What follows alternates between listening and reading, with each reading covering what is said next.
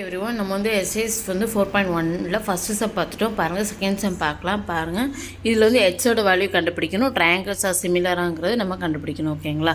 பாருங்கள், இப்போ வந்து ஏபிசி பிக்யூசி இந்த ட்ரையாங்கிள் இருக்குது. இதில் வந்து இந்த ட்ரையாங்கிள் ஏபிசி அண்ட் ட்ரையாங்கிள் பிக்யூலே வச்சு நம்ம வந்து சால்வ் பண்ண போகிறோம்.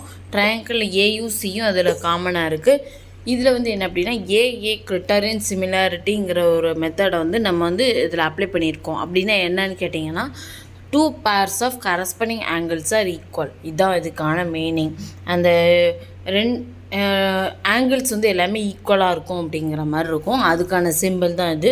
ட்ரையாங்கிள் ஏபிசியும் ட்ரையாங்கிள் பிக்யூசியும் சிமிலராக இருக்குது அப்படிங்கிற மாதிரி அர்த்தம் வரும். And triangle P equal to triangle PQC equal to degree என்ன 70 டிகிரி.